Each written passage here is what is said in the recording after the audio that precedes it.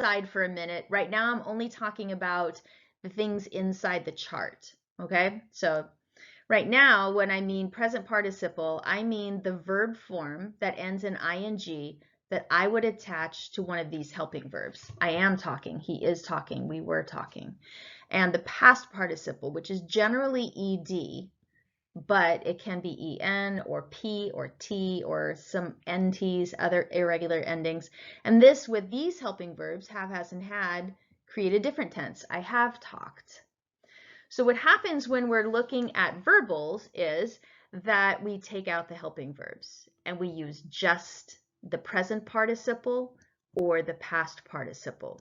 And so you have infinitives, present participles, past participles, and these three things no longer belong to verb land. They belong to the verbal land, which is the land of the infinitives, the gerunds, and this kind of participle. Okay, we use this participle to create both gerunds and the verbal participles. I know, how complicated could it get? Welcome to English. We just wanted to make your life miserable, but it's actually very understandable. So I just wanted you to know where these things come from. Infinitive, present participle, and past participle, that's how we get our verbals. All right, we're going to start by talking about infinitives. Now, Mrs. Grindstaff mentioned this just a minute ago, but the infinitive is the word to plus the base form of a verb. We know that you've heard about these in your Spanish classes, in your language classes, and actually finding infinitives can be very easy to do. You can all look at to jump or to talk and call that an infinitive. Yes. They're easy to locate. But the trick is you need to think about how they're being used, because again, they're not acting as verbs. They are putting on costumes and they're acting as something else. So when I think of infinitives, I think infinitives are the best actors of the grammatical world. Yes. Because they're not just going to act like nouns, they're going to act as nouns, adjectives, or maybe even adverbs. Yeah, they really are just, they don't care. They don't care. They'll take any job. They're very versatile. Yes. They're great actors. Versatile is a nice way to say it. They're also very needy. Very needy. Very needy, yes. And very demanding. Yes. Yeah. So the important thing is when you see an infinitive in a sentence, you have to ask yourself, how is this infinitive being used? Now, it's easy if an infinitive is at the beginning of the sentence to think like maybe this is going to be a subject, but you really have to look at the context. So you can see some famous infinitives from Shakespeare. Go ahead. To be or not to be is Hamlet's most pressing question. That's a picture of Hamlet in one of his many variations there. Can you see that that entire green phrase there is actually acting as the subject? Yeah. You could replace that whole thing with it. It is Hamlet's most pressing question. Yeah, because it's functioning as a noun. Yes, it's acting as a noun. You can see another infinitive functioning as a noun in number 2 there, right? I hope to write a best-selling novel. That entire phrase is acting as the answer to the question, what? I hope to what? I hope to write a best-selling novel. So we've talked about single words acting as DOs, like I love pizza. Now we've got this entire infinitive phrase functioning as a DO. So it is really cool if you think about it. It is. And then in addition to nouns, although we'll say that infinitives show up as nouns most of the time, they can also be any of the modifiers that we know. You know modifiers are adjectives and adverbs. And so an infinitive adjective looks like the team to beat is Oak Park. It comes right after the noun that it's modifying, or even the adverb, she is sure, which is a predicate adjective, to have the answer to your question. So that infinitive is modifying an adjective, and as weird as it looks, the only thing that can modify an adjective is an adverb, and so that is an infinitive functioning as an adverb. Yes, so we'll talk a little bit more about this. As Mrs. Grindstaff said, infinitives are typically acting as nouns, right? So think about these examples. If you look at number 1 there, and I hope you enjoy that picture, right? To eat is fun. That is at the beginning of the sentence. That whole thing is acting as the subject. It's what the sentence is about. If you look at number 2, this one again is answering the question what. It's coming after that transitive verb, and that infinitive is functioning as a noun. You could say I like burgers, but in this case you're saying I like to eat. Yeah, because we like more than burgers. Exactly. Yeah. And I think what gets students tripped up is that you see what looks like a verb and you all of a sudden assume, oh, it's got to be a verb. And this is what we're trying to tell you. It's lying to you. It's not a verb. It's just functioning as a single regular old noun. Right. So what you would do is you could underline to eat, and then you would label it noun n/do. You can see that nouns can also be predicate, or excuse me, infinitive phrases can also function as predicate nominatives when they're renaming the subject and following a linking verb. You can see that example there. Yeah, a fun thing is to eat. So to eat is renaming thing. And to eat is also renaming in the next example, only this time it's renaming hope. You can see that it's coming within commas, so it's a non-essential appositive. Very nice. Reference to the 26 mechanical rules, non-essential phrases. Also, and remember that appositives and predicate nouns look very similar. The difference is a predicate noun has a verb and an appositive, no verb. Right, and sometimes commas. Sometimes commas. And you can see that infinitives can also function as OPs. Some students look at this and they see the word to and they think that it is a prepositional phrase itself. But remember that an OP is going to be a preposition plus a noun, whereas to eat is just an infinitive. It's not an OP. It's not a prepositional phrase.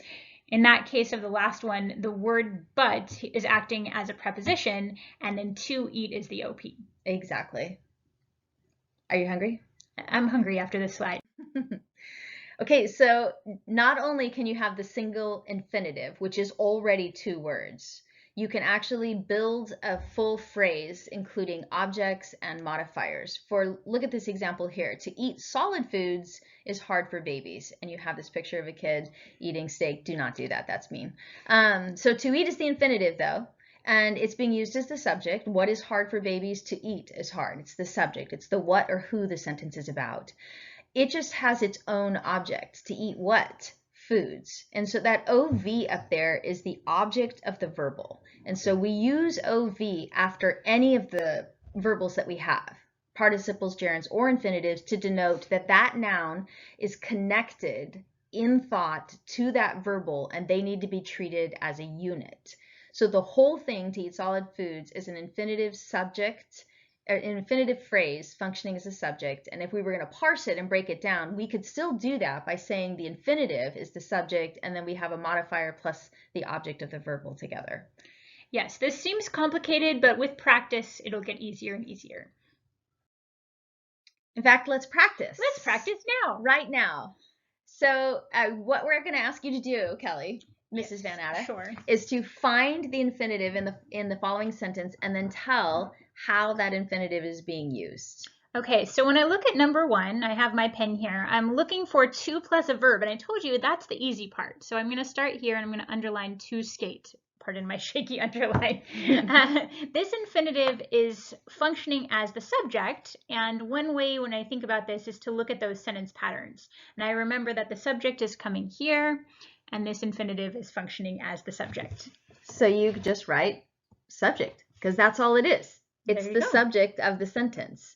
If we were going to parse the whole thing, we'd say was what, desire, and skate, to skate are being linked. That's a predicate noun, a linking verb. What kind of desire? His only. Whose desire? His. And so it would still look the same as it does when we parse any sentences. You're just going to keep the infinitive together as one. Why don't you do another one for us? Thank you. Okay, so let's take a look at number 2, and we can go in order here. When I look at this sentence, the first thing I'm looking for is who is this sentence about, right? This sentence is about I'm hoping. So I is going to be the subject here. I'm looking at the verb hope. This is an action verb, so I know it's either going to be a TV or an IV, and I'm asking myself, do I know what I'm hoping? Well, yes, I do. I am hoping to enjoy retirement. This whole thing here is functioning as the DO. So this is an infinitive phrase functioning as the direct object. Now, if you were going to parse this a little bit more specifically, you could call this the infinitive DO, and this is the object of the verbal here. Yes, but as long as you can get the infinitive and can identify the whole phrases, the whole phrases function, you're good right now. That's all you need to do. 2 things I think I want to just remind you. To plus a noun is a prepositional phrase. To the store. To the dance. Yeah. So that we're not talking about. We're talking about to plus verbs here. And let's look at the next. Actually, I never go in order. So let's look at Well, let's look at number 10 because Mrs. Van Atta is a Jazz fan. Yes, I used to be a big Utah Jazz fan. The Jazz's hope is to win the championship. Whose hope? The Jazz's. Or subject, what is being said about hope? Hope is what?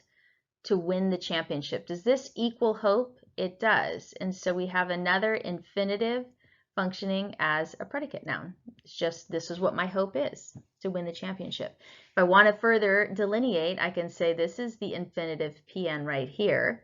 To win what? The championship. And that's the object of the verbal. The is an article adjective. I think it's important to remember that when you're looking for the object of the verbal, you're asking the question what. You're not asking the question why or where. You're answering only the question what, because nouns, that's what they respond to. They respond to what. Should we do more? Should we move on? I think we should just leave the rest for you guys to do. Yes. So you can pause this right now and work through them on your own and come find us and we'll tell you if your answers are right. What a great idea. Moving on. All right, so we mentioned that infinitives typically do function as nouns, but occasionally you're going to see an infinitive that comes right after a noun and describes it. Typically it'll answer which one, right? And so if you look at this example, it says the book to read next is Beowulf. I'm getting very excited about this. We hope you are too. And so as far as this sentence goes, we know that book is the subject. We know that is a linking verb and Beowulf is a PN. What's going on in the red there is that infinitive phrase is answering which one. It's in some ways like an adjectival dependent clause. It comes right after a noun and it describes it. You can see that in number 2 as well. It's a story. Well, what kind? A story to capture interest. So occasionally you'll see an infinitive right after a noun and it's answering one of those adjectival questions. Yeah. Like the papers to grade are on the table. Well, which papers? The papers to grade. And we have so many. So many. So it's important what Mrs. Van Atta said. If an infinitive is functioning as an adjective, it will come right after the noun that it's modifying. And that's because these kinds of infinitives, they only go in a certain place. They do not wander. So you can predict them. Moving on. You can take a look at these examples, but we'll do the first one with you. So if you take a look at number 1, it says, your idea to spend the day together sounds great. Mm-hmm. Now, you could certainly just say your idea sounds great, but I want some more information on the idea. So I'm going to take a look at this whole phrase here. So which idea are we talking about? We're talking about the idea to spend the day together. Remember, we're working with to plus a verb. We know that's an infinitive, and that's describing which idea. So we could call this an infinitive phrase functioning as an ADJ. Exactly. And these will start to stand out to you a little bit more as you do them. I make my classes, whenever we are looking even for just something like an infinitive, I make them find subject and a verb. That helps sometimes keep you from making mistakes. What sounds great? Idea. What's being said about idea? It sounds great. And you notice that if I stick to my question and answer, I bypass the modifiers. So right. I think they can do the rest of these. Oh, absolutely. Have fun with those, you guys. Okay, and our the last iteration of infinitives will be the infinitives as adverbs. I hope you appreciate this nice picture. It'll mean more to you later. Yes. So an infinitive functions as an adverb when it, as a phrase, answers the question why. We know that why is an adverb question, but we don't see a lot of those with single word adverbs. So let's see where that comes into play. Check out sentence 1. Beowulf came to the Danes, why? To help them. Right? Oftentimes, if you're an athlete, you will play a game to win the game, right? And I could ask, well, why are you playing? And you say, we're playing to win. That's an adverb that functions adverbially. Mm-hmm. Yeah, and this is the distinction between what. If you find an infinitive and it answers the question what, then it's a noun. If it answers which one, it's an adjective. If it answers why, it's an adverb. Yes, so definitely write this down and just keep that in your mind. Oftentimes you'll see an infinitive functioning as adverb at the beginning of the sentence, right? To get to school, comma, we rode the bus. Well, why did you ride the bus? To get to school. Yeah, that sounds great. Some more practice for you guys. So you want to do the number one? Because I know you like to go in order. I like to go in order. So let's take a look at number one. First of all, I'm looking for that to plus a verb. That's kind of what we've been talking about here today, to explain the answer. So I'm going to underline the entire phrase all the way to